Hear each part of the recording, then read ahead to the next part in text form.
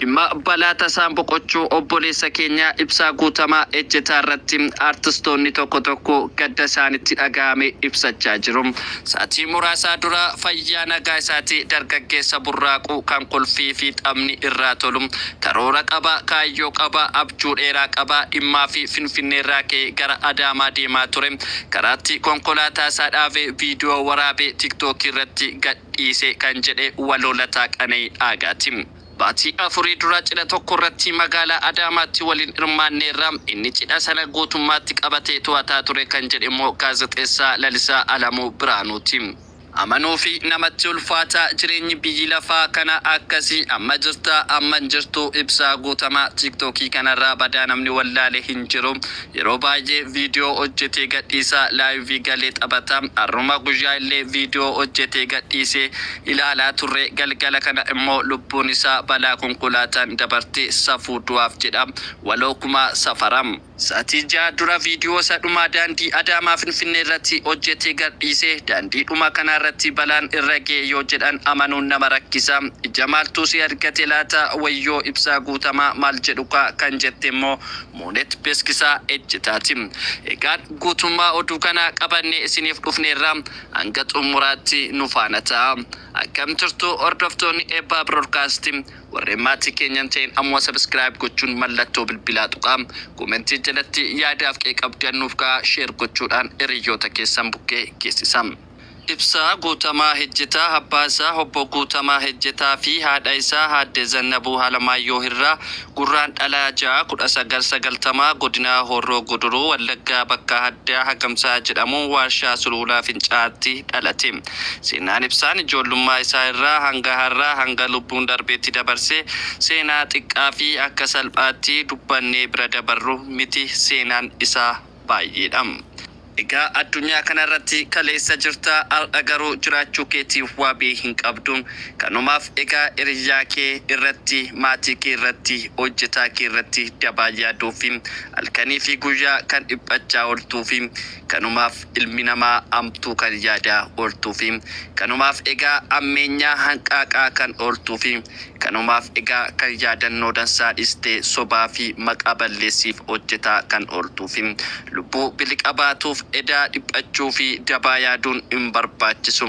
Jireenya kee har'aa gammadaa fi sammuu qulqulluu qabaadhu dabarsi. Har'a ganama lubbuun jiraattee irribaa koo fi Waaqayyoon galateeffadhu.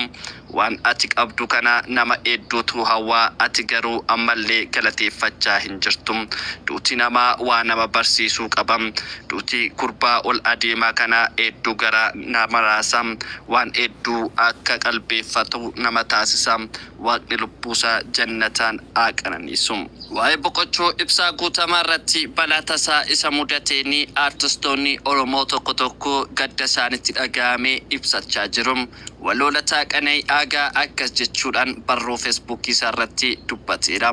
Nama gaddisiisaa sa'aatii muraasa dura fayyaa nagaa isaatiin dargaggeessa burraaquu kan kolfii fi xabni irraa tolu karoora qaba, kaayyoo qaba, abjuu dheeraa qaba, dhimmaa fi Finfinnee irraa ka'ee gara Adaamaa deemaa ture. Karaatti konkolaataa isaa dhaabee viidiyoo waraabee TikTok irratti gadhiise. Adaamaa ga'uu fi deemsa itti fufe. Maal godharee Adaamaa hin ga'in hafe. Karaa irratti citee balaa konkolaataadhaan lubbuun isaa baate. Amma kana kolfee viidiyoo maxxanse amma kana du'e reenfatee baay'ee nama gaddisiisa. Waaqayyo balaa akkasii isin haa oolchu, maatii keessan ijoollee keessan haa oolchu. Ibsaa Guutamaa nagaan boqodhu jedha Waloolataa Qana'ii Aagaa. Akkasumas gaazexeessaa Lalisaa Alamuu barruu feesbuukii isaa irratti akkas jechuudhaan katabee jira. Baatii afurii dura cidha tokko irratti magaalaa Adaamaatti waliin hirmaanne inni cidha sana guutummaatti qabatee to'ataa ture. Waltajjii qindeessuu fi miidhagina cidha sanaa ture. Burraaqxoo ilmaa qaxalee lafa garaa nama hojiin ga'u ta'uu siyaa'ina isaarraa baruun nama hin dhibu. Ergasii deebinee waliin argine. Har'a balaa konkolaataan boqochuu isaa dhagee qalbiin koo na cabe. Miidiyaa hawaasaa isaa jalatti wantoota argu ammoo garaana booresse. Maatiin isaa bakka guddaatti isa eegan akka miidhamu laata. Ganama nagaa ta'uusaa akkasuma hiriyyaan koo tokko waliin wal arguu fi walii bilbiluu isaanii hiriyyaan koo dhiyoon beellama akka qaban natti himaa ture. garuu osoo wal in argin du'i isa waamim. Ammuma fayyaa ammuma boqotee jechuu ammuma jira ammuma lubbuun keessa hin jiru. Duuti nama miidhu duuti hiree keenya waan ta'eef garuu du'i akka malee nama miidha yookaan du'a balaa tasaa. Waaqayyo lubbuu kee haa boqochiisu kormee kom. Waaqayyo balaa tasaa hunda keenya haa oolchu jedham gaazexeessaan Lalisaa Alamuu. Akkasumas waloo kumaa safaraa akkas jechuudhaan barruu feesbuukii isaa irratti katabee jira. Amanuu fi namatti ulfaataa jireenyi biyya lafaa kana akkasii amma jirta amman jirtu ibsaa guutamaa TikTokii kana irratti badaa namni wallaale hin jiru. Yeroo baay'ee viidiyoo hojjetee gadhiisa, laayivii galee taphata.